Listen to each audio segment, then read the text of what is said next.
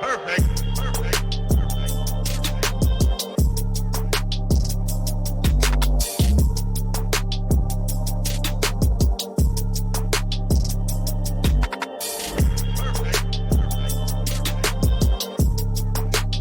go the dance, Greg. Let me see it. Let me see them shoulders move. There you go. Get hype. Honest moments back in the building. We back. And you know this, man. That brother look like one of those car things that be floating in the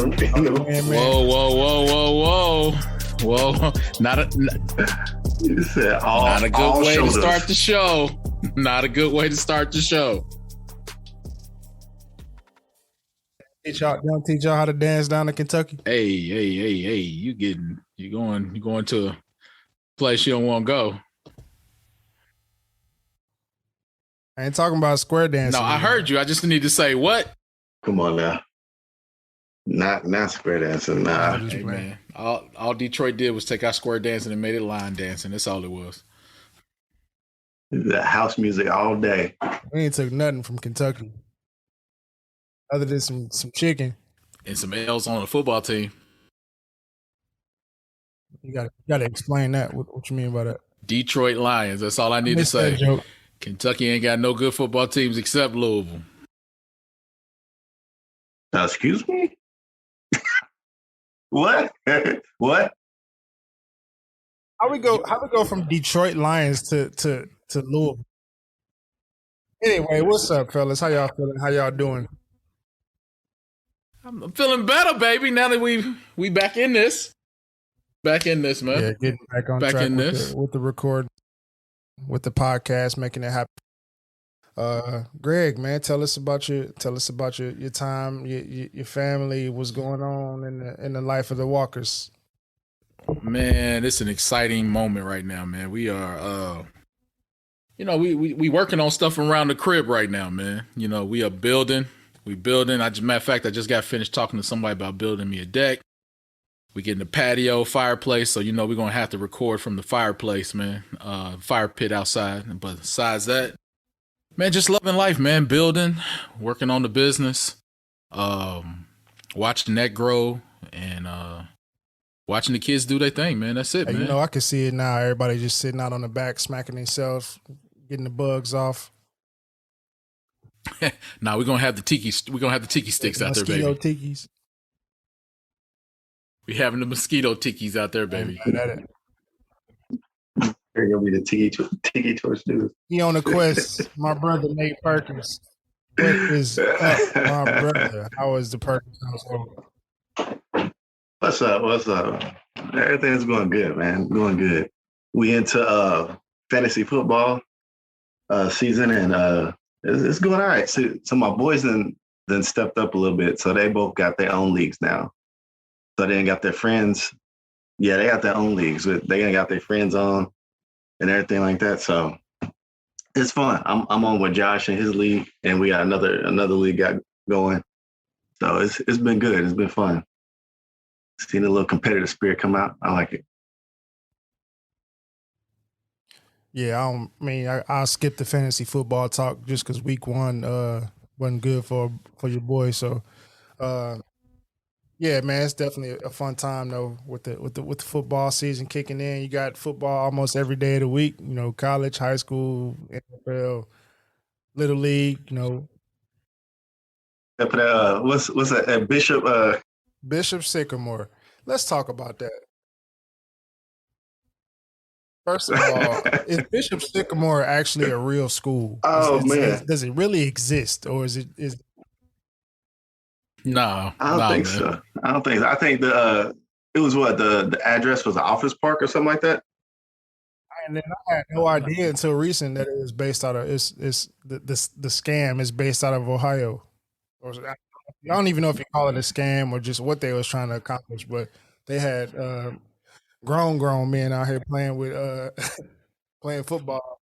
They made it to ESPN, man. They made it to ESPN. But that was trash, though. They was getting smashed. They 40-year-old men who still had to go to work, Nate. What you expect? They had to get up. They had to go do the second shift at the plant and then go straight to football practice, man. People were just getting off work suiting up. Not at the plant. But yeah, Oh man, that's a hot y'all mess. wilding out here, man. I need to cut that out.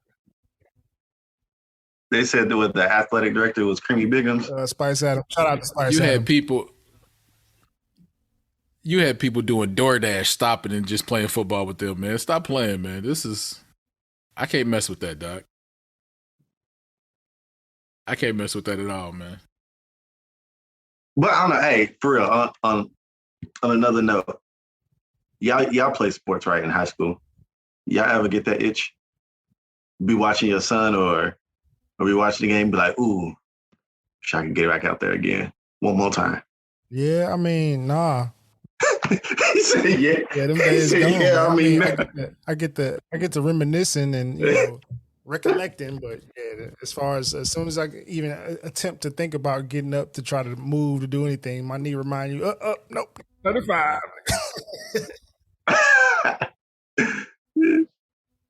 He says I do be thinking like, I wish I could put my mind into Gabe's body. That's the joy of coaching minors, little leaguers, kids that don't know their own strength, kids that it'd be right there, but it's just you still 8, you still 9. They ain't built that. Knock his head off. No, I'm just playing. They had enough struggles in life. No, they haven't, man. Let me tell you about your boy though. So your boy, he had 2 games last weekend. One game, he killed it. He was laying little kids out, pancaking them. I mean, he had even the big dudes just kind of second guessing. Dub though, before you get too far into the story. They got the dub. My man, he did all right. He did all right. Yeah. But don't play the music too soon. So they have a game the following day. And my man had 0 effort out there. My man was just kind of like, whatever we doing, bro. I mean, he was letting the quarterback get sacked. I'm in the stands about to throw the phone. Like, I go down to the fence and I pull him off the bench just on some gentle talk. Man, listen, I'm like, hey, bro, I need you to wake up, turn up, do something. He just looks at me like, okay, Dad, and goes back out there and no effort again. Bruh, this is how crazy it got, right? He said, I have no NIL deal. He was saving himself for Sycamore. That's what he was saving himself for, right? Gonna try out this weekend or something? He was gonna try out. So my man knew he knew, because my man didn't even wait for me after the game. He just walked to the car. Like, he didn't even wait. I wasn't going to beat him up, but it was one of those things where it was just like, he knew he messed up. He didn't want to hear it, and he just walked to the car, man. It was just a bad day in the Walker house, man. Let me just say that, man. Last weekend was a bad day. Hey, man. But I got a chance to sit down and coach him and talk to him, though. It is what it is. You know, the losses got to come too, because that's what make us better. No, but it's okay to lose. It's not okay not to give effort. It's a learning lesson altogether, man. You know, it's a lesson that he got to learn. He ain't gonna want to feel like that ever again in his life, and I guarantee you, he ain't gonna let it happen again. I don't know. We'll see. We'll see. They got 2 games this weekend, Uncle Rich. We gonna see how it goes down. Please, Gabe, Uncle Rich, man. Please handle business, man. But I'm just learning, man. As long as he still love it, though. As long as he's still having fun, right? As long as he's still at that point where it's not like, Dad's making me do this and I'm not in it no more. Me and him got a strict deal, man. We got a strict agreement. I was like, the moment you ain't feeling this, you got to tell me. Because I'm not going to be that dad that pushes you because I'm trying to live vicariously through you. Like, the moment you say, this ain't for me, we stop. Now, finish the season. Now, we've already committed. Yeah, that's what I'm saying. Now, if we've committed, you got to finish the commitment all the way through. Right. That's right. I'll pay quit my out money. here in the That's right. streets. Hey, so check this out, man. We can get in real quick. Let's transition into the one gotta go real quick, get it out the way. I kind of condensed it from what Nate sent, but we're going to do the cookie thing, the cookie edition. One gotta go. One gotta go. One gotta go. Greg. One gotta go. One gotta go. One gotta go. Oh. One gotta go cookie edition. Let's start with a staple. I mean, I guess when you think of a cookie, I guess for me, I automatically think of this type of cookie, the chocolate chip. You also have sugar cookie. Is there any other cookie after that? You also have oatmeal raisin, which I'm not gonna throw my 2 cents in, but yeah, peanut butter. So chocolate chip, sugar cookie, oatmeal raisin, and peanut butter. Which one has to go?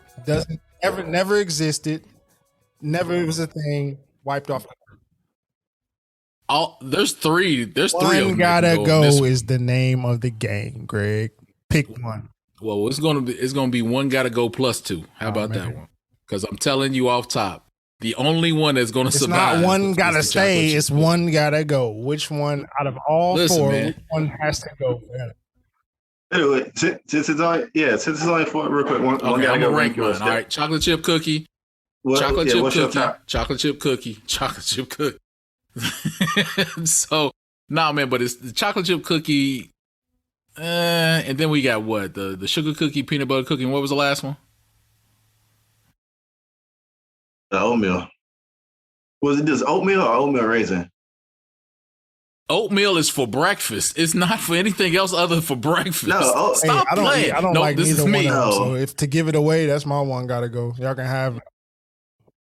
Oatmeal has to go. Alyssa is in love with oatmeal raisins, bro. Them things, the kids don't even touch them. Hey, I ain't gonna lie. Let me put y'all on game that my wife put me on. Y'all ever had Chick-fil-A cookies? The chocolate chip? Bro, it's Chick-fil-A cookies off the hook, boy. Which I'm not mad at that. In the chocolate chip cookie. But oatmeal by itself. You know it lightweight. It take away some of the guilt though. You be like, okay, I got some oats in there. Did you say that? it balances out the chocolate. Did you for real say that? Hey. Man, get out of here. Man, first off, man, throw the oatmeal cookie away, man. Y'all need to stop producing that. Whoever's making the oatmeal cookies need to stop. I'll quit playing. Don't act like you used to eat the little oatmeal pies are different than oatmeal raisin cookies, man. Let's just be real with it right for a second. Yes, come on. It's an oatmeal cookie. How, Sway? With some cream filling in between it. Give me the answer. It's still an oatmeal cookie, man. You ain't got the answers, Sway. You ain't got the answers. Asking you. No, man, to me, man, I'm just keeping a buck. Like when you got the oatmeal pie, them bad boys is mad soft. You got the cream on the inside. Listen, we gonna go here and look. I'm messing up because I'm fasting from sugar right now. Y'all about to make me relapse. I don't went 6 days with no sugar. Like, wait, you said it's 6 so or soft 60? and moist. 6, bro, and I'm fiending right now, man. Fresh. He said they calling me. It be calling me, man. It be calling me. But anything but that oatmeal, no. Yeah. So both of y'all said oatmeal. My one gotta go. It's sugar. I can't stand a sugar cookie. It's like you gotta do so so plain. much to it to get it. Yeah. And sometimes they be having a little sugar crystals on it. That's not fun. Yeah, but nothing's worse than the peanut butter, though, man. Right. I mean, I love peanut butter. I like peanut butter. Peanut butter cookies. Oatmeal. The right peanut butter oatmeal, cookie. Peanut butter. Grandma's peanut butter cookie. You are tripping, bro. I said what I said. I think that's actually peanut butter is probably third on my list. Chocolate chip, oatmeal, so I would peanut butter, and then be chocolate toss chip. that. I would do a sugar cookie without the crystals. Peanut butter, oatmeal. Yeah, man. I would do a sugar cookie without the crystals. I would literally knock the dust off of it and just go ham. Well, there it is. 2-1. Nate, you got outnumbered with this one, but oatmeal raisin gotta go. Okay. Hey, I know I got some supporters in the comments. Let us know. All 2 of y'all can let them know if y'all agree or disagree or whatever the case may be. But yeah, oatmeal raisin gotta go. We out of here. Let's move on.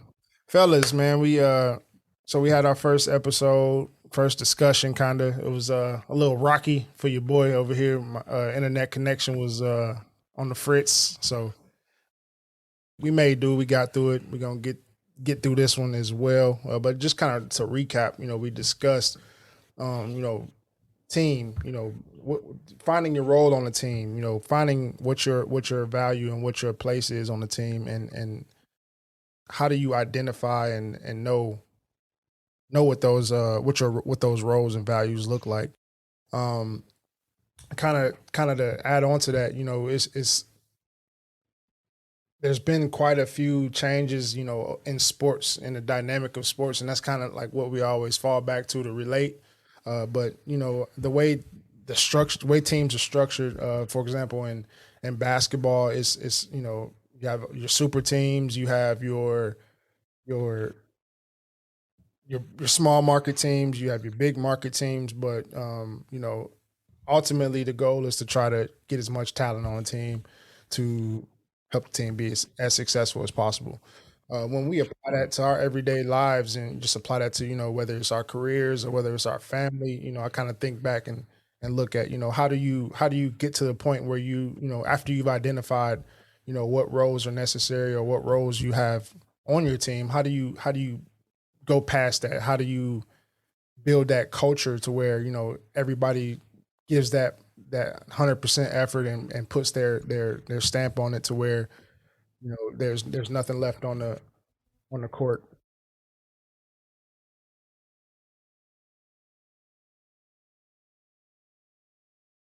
How do you build that winning culture in your team? Whichever one you want to take it from here. Let's start with saying, what characteristics do you look for in building a winning culture? So here's Mature Nate says this: you look for people who are strong where you're not. That's the 40+ year old Mature Nate now. Before I would see it as a threat, and that's not necessarily how I looked at it. But yeah, now I look at it. Yeah, any team, whether I'm looking at how to work with my wife or how to work with coworkers at work, I look for where people bring value to the overall goal. Because I've realized that as that introvert lone wolf, it don't work because you end up doing all the work by yourself, or you don't have all the skills to get everything done at the time that it needs to get done. So yeah, big thing for me right now is just making sure that since I know myself now better, finding those complementary pieces that we can feed off each other to go for the common goal that we're trying to get.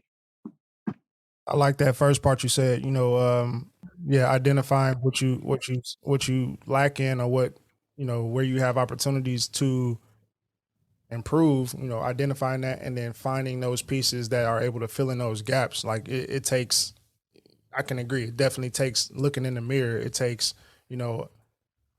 assessing, what your strengths and weaknesses are, so on and so forth. But it also takes humbling yourself to not feel that threat, because I can relate to that as well. When you've been dependent or depended on by so many for so long, or whatever the case may be, it becomes hard to relinquish some of those, those tasks and those duties.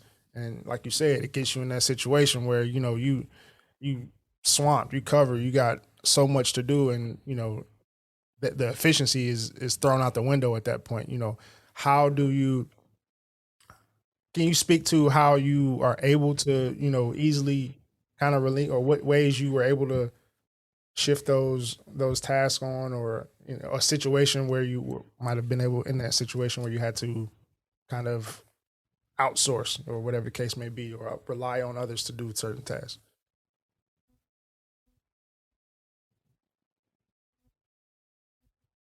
Is actually, in the house, just with my family, I got sick and I couldn't physically do the things that I normally would be able to do, and I had to rely on other people.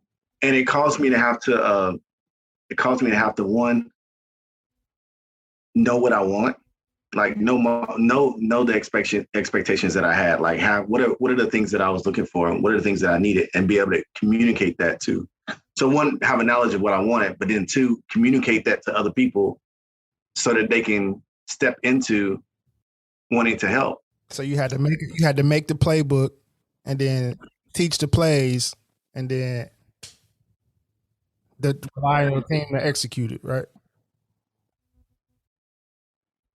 Yeah, and I think that's the hardest part too. I think because I can relate to what you said about being the one that people always come to.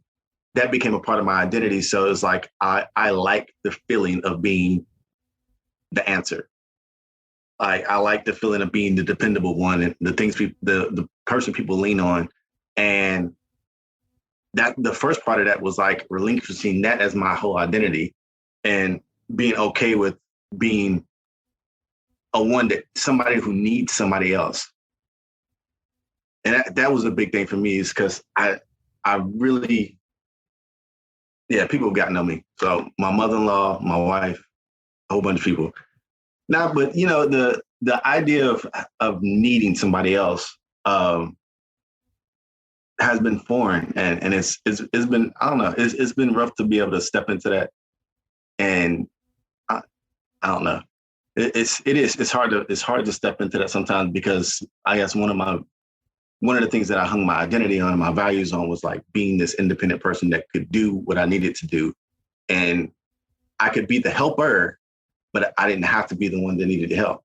So if I needed help, I couldn't be the helper to other people. So that's been a recent switch for me, is it's stepping into that and consciously stepping back and doing it. Oh, please.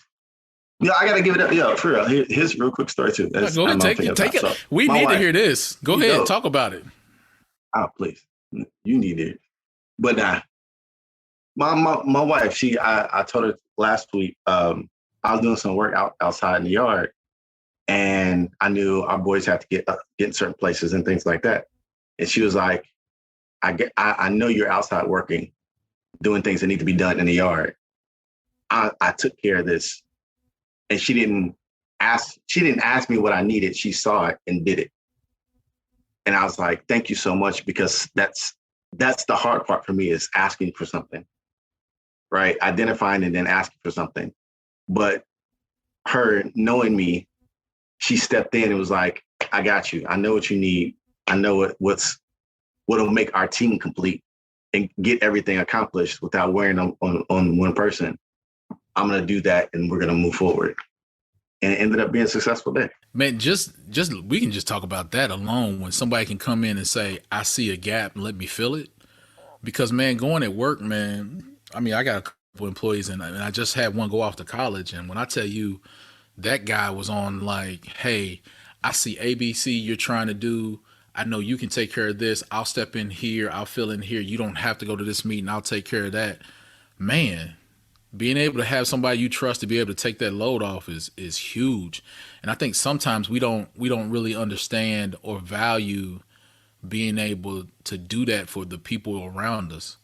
I know for me, man, I working with some folks, and I'm still trying to help them to understand and process. It's not you just worrying about what you have on your plate. We're all tied together in this. And, that's the part where I'm still trying to get my team to go to. I feel it, man. I feel it. Yeah. So tying it back into the building the winning culture. Nate, you mentioned, actually both of you mentioned, just being able to depend on and being able to rely on others to get certain things done. I know for me, it gets to a point where I'm a certain way. I like things a certain way. I like things done a certain way. Whether it's me asking my son to straighten up something, or whether it's me asking a coworker to help with something or do something. I know that I'm always going to double back and double check the work, or whatever the case may be. Getting to the point where you can trust, that I think that's a part of building that winning culture. Because if you can't trust those that that are to your right or to your left, you're constantly going to be second guessing, looking around instead of focused on whatever it is that your new task or new assignment or new goal may be. So kind of talk about in that winning culture, how do you relinquish that striving for perfection, or how do you I guess allow your standards to be fair for the other for others involved? You know what I mean? Do you lower your standards? Do you keep them? Hey, I like that story you told about the shoveling, Gabe and the shoveling. Oh man, because and this is what I've come to learn about when I'm working with people and when I'm working with building teams is sometimes I gotta be cool with the failure. So like I think you're talking about the time when I went out, me and Gabe was out, I was trying to teach him how to shovel. He didn't want to hear it. He wanted to shovel his own way. That's the story you're talking about, right, Nate? And um instead of trying to fight that flow, it was like, let me just let him be who he is. And let me let him learn because he's gonna have to learn the way he needs to learn. So it took everything in me not to want to take control and be like, do it this way, do it that way. It took him a while to shovel it. Come back home, he goes out the next day because I'm not home. And this is where I was saying just being able to see a gap and being able to fill it. Because at 9 years old, my man goes out and he's like, my dad's not here, but he's taught me to shovel the snow for my mom and my sister so they don't have to go through anything. So he goes outside. He's shoveling snow. My man, I come home and I'm like, who's shoveling snow? And he's in the house crying. It was me. And I'm like, why are you crying? And he's like, man, just because my hands are so cold and it's so much. And, he's just getting overwhelmed by the task. And I was like, yo, this is why I was trying to teach you how to do it this way. You wouldn't have to go through all that pain. So I think going back to your point, Rich, the reason why trust is so important on teams, it allows for learning to be able to flow back and forth from people. Like I was able to learn his style because I was trusting, like, no matter what happens, I understand that the way I'm doing it is the right way, but they may have to come to that knowledge another way, right? And they may find another way that works specifically for them, and then I end up learning. But the first level of any team is trust, because if I don't trust you, I can't let my guards down. And if I can't let my guards down, or if I can't take my armor off, we're gonna always have that layer that keeps us from being able to become one. You know what I mean? So Like that tear down to build up type thing. yeah, or it's just let me allow you. I'm so comfortable in who I am. I'm gonna allow you to bump your head because I understand what the whole thing is about. I'm learning something now more than I have ever been, and this understanding, like, you got to go through the process, and whatever that process actually is, teams form. They got they go through their own process, but there's a certain process that people have to learn that I can trust Greg's word. I can trust the information he got in his head, and they may have to go through so many different hurdles before they get to that point of like, oh, yo, my man really knows what he's talking about. So it's a learning process all the way around. And once we really start to get to learn each other's styles and the way you like to do things, because like when we first started this podcast, I was so glad y'all both took the assessment because it helped my learning curve on how you guys do things. Because there was times I was looking at y'all like, man, they operate the exact same way. I'm the odd man out, but not understanding like, oh, this is why they got to have a particular way, because they're air traffic controllers. They have to see it like this. They're detail oriented. It got to be perfect. It's got to be done a specific way. It's nothing wrong with you per se, Greg. It's just that's how they operate. But now what you understand in that, you understand now how to fill in the gaps, because I can see what you're great at. I can see what Nate's great at. And now I know me. I know my style. I know what I bring. And then I'm able to fill in those areas. So I think a piece of what you're talking about when we're really trying to bring it together, one, I think it starts at the draft. When you're starting to select your team, you really got to start with figuring out, can I get somebody who can play multiple positions? And if so, what's their skill set? How do they come in? How do I combine with them? And then how do we build that level of trust that, you know what, that I'm in the pocket and I'm not going to have to look around and worry about it if there's a defensive tackle that's about to, tackle me as I pass this ball. Something that you just made me think about was just kind of that, even getting before you get to the draft, what character, what do you look for in that person that that you want to bring on or that you want to include? How do you build that culture based on what you like or what you're looking for in in what you're or if, say, for example, that person doesn't have the skill, every skill that you're looking for, but they have the ability to to to grow. They're willing to learn, so on and so forth. How do you push those individuals that may not have that may not be self motivated or may not know that's their calling? Man, you know what? It's funny, man. And this is a term that I made up. I check their employee credit score, and what I mean, there's three things that add into this equation when I'm working with people or I'm about to work with people. One is, can they currently do the job? Secondly, what does the future look like? Do they have the ability to grow, stretch, learn new things? And then the last thing is, for me personally, is what's the emotional cost of me working with you? Like, you could be great right now. You could have a huge upside, but how much of a headache is it to work with you? Like, if I asked you to do one little simple thing, do you make me feel like I just asked you to move heaven and earth? Because that emotional part of, how much What happens when you can't get rid of a teenager and they do that? Oh man, but I gotta learn some new skills. I go bankrupt in that area, Nate. I go bankrupt. Oh, that's real. I mean to throw a wrench in, but when you just said when somebody asked you to do something, right, and then they might go do it, but you got attitude, you be all this stuff and extra stuff that be going on, and you be like, bruh. That's the emotional cost. So how do you motivate that individual? God drafted. You can choose your friends, with but family, you can't right? choose your family. God drafted our family. So God drafted my family. Greg, I can't go back and I can't redraft 20. Let's get practical with it, Nate. You a vet. You got about 16 years in the game. Greg, you got some tenure too. How do you motivate that person? How do you push? I gotta change expectations. I change my expectations. Like, I'm not gonna lie to you. Like, I change my expectations I have for them. Like with Alyssa used to frustrate me so much because she always had this mindset of, we ain't got no money. We ain't got no money. And I'm trying to move my family away from that and see abundance and see that we got the ability to have anything. You know what I'm saying? Like, hopefully this is making sense. So it used to frustrate me so much because I'm like, quit telling the kids we ain't got it. And I had to adjust my mindset to be able to say, okay, how do I work with her in this realm? And I had to literally start to take a step back and be like, okay, babe, let me first understand, why do you believe this and why do you speak this way?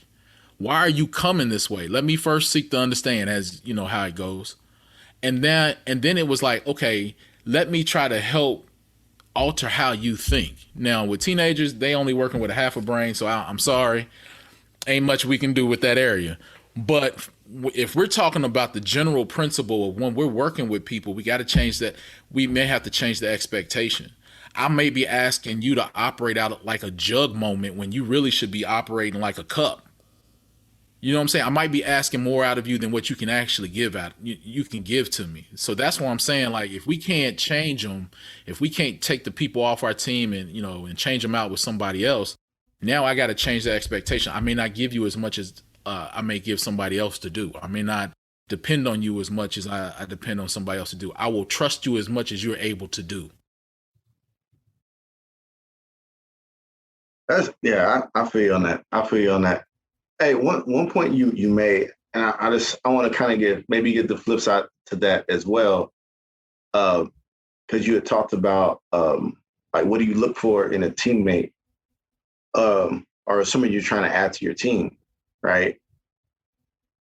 Sometimes I think sometimes it is not necessarily the skills. Like it depends on like what does it take to get the goal done, right? So if it's a certain task or skill set or something like that, sometimes that stuff can be taught. I would rather have somebody with the best attitude and with the right mindset and be able to teach them the skill set than to have somebody with the skill set You're with a bad right, and it's attitude. funny, man. It's funny. I was just reading this book that I'm really going through right now. It's talking about it, and they said, when people were in the military, they noticed that people would only have two skills, right? I mean, it really boiled down to two skills. The first one was the technical skills. The military was the ones who actually came up with the term soft skills, because soft skills really dealt with leadership, right? When you really think about it, and then they really broke down, they were like 85% of teams being successful really boils down to soft skills. So when they really started to see that the soft skills really helped people's leadership styles and to be able to be effective communicators, because that's really what soft skills really do, is help you communicate with people across the board more effectively. They started to see those teams be more and more successful. So That how Phil Jackson can handle a Michael Jordan and a Dennis Rodman at the same time and still That win and whiskey. championships. Say probably that and whiskey.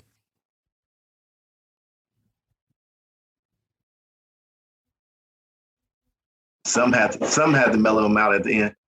At the end of the day, but the one thing they did say about Phil was a great communicator.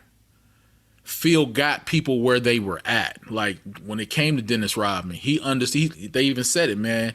There was a part in The Last Dance where Phil Jackson was talking about Dennis Rodman, and Phil connected with Dennis Rodman on this analogy of being somebody in an Indian tribe. They called them walking backwards people or something along that line.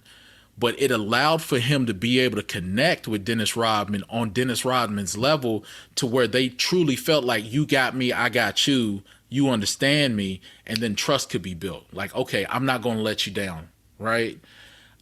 Until we can really get to that point where we're saying, you know what, I get you, you got me, I'm accepting you where you're at. Let's communicate where the standard is, what's the target, how we get there, and then we go, right? That's to me how you start to build a winning culture. It really depends on the soft skills. I see more and more people get promoted because of the technical skills, and a lot of times people think that the technical skills will translate to you being able to teach people how to do the job, and that's not always the case.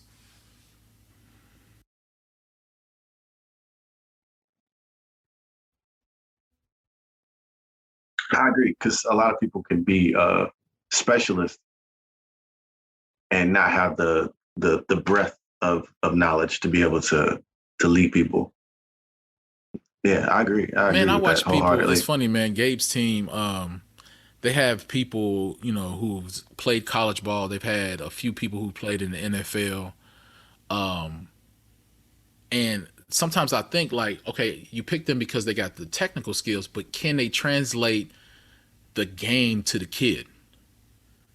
You know what I'm saying? Like, Yeah, yeah. That's why I respect Ed Reed. Ed Reed said, "I did it. I'm one of the best that ever did it, but I can't teach it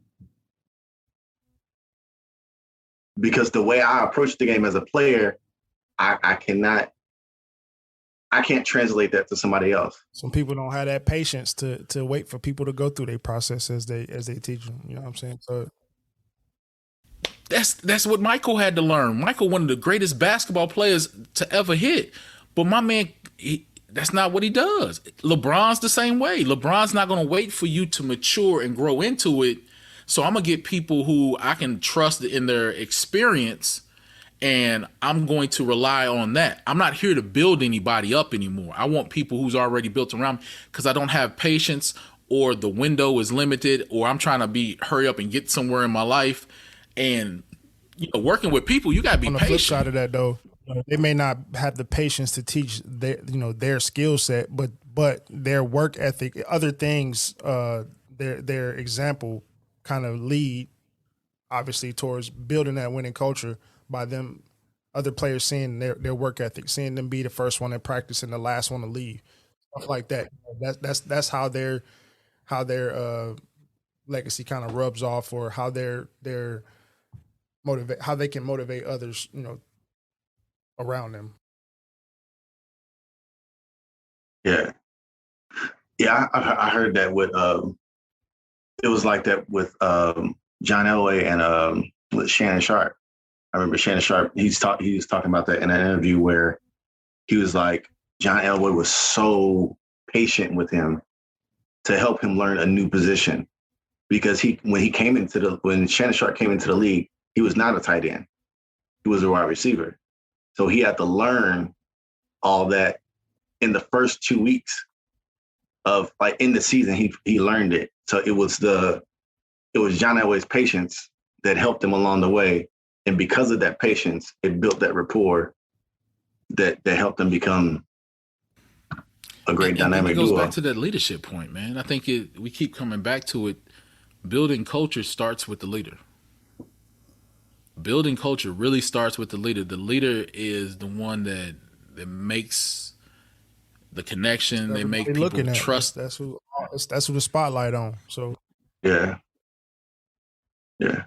And you get this, the good balance of high standard and low ego, because you have this high standard that you hold yourself and others to, but the ego is low so that you can relate to everybody where they're at and understand the individuals that are around you, and understand that, hey, I might have to do, if I got a Dennis Rodman, I got to communicate with you and work with you differently than I do with Scotty.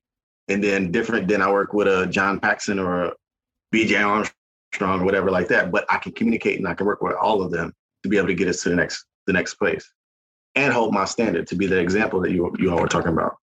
Man, let's get us out of here. As we close, Greg, is there anything else you would like to throw out, share with the listeners? I know you got some stuff going on over there. Yeah, man. I mean, for me, man, it goes back to building trust with people, man. Building trust with people. You can't build any culture until you build trust, man. And you can't build trust until you understand who people are. And if you're not taking the time out to really study them, understand them, help them understand themselves, help them to see the skill sets they have, you be able to see the skill sets they have, you can't build no culture at all, man. Well, you can build one, it just won't be successful. Let's say that. Sure. Hey, real quick, going back to Michael Esquire Jordan, he said talent wins games, but it's teamwork and intelligence that wins championships. We see that every day in the league and every day in real life. Talent gets you so far, but if you can't work with other people, if you can't pull that together and be able to relate, you won't win. Well, that wraps up another episode. Thank you, gentlemen. Everyone, please like, share, subscribe, whatever you got to do. Leave us a comment. Help us out. Help us get better. If you like it, if you love it, if you hated it, let us know. Either way, we all we want to do is just help keep providing information and just sharing our thoughts with our listeners. So that wraps it up for us. Once again, this is your boy Rick, Rico, Larry. Got my brother here on the quest, my other big brother, G Walk. Fellas, till later. Yeah, out. Yeah, boy.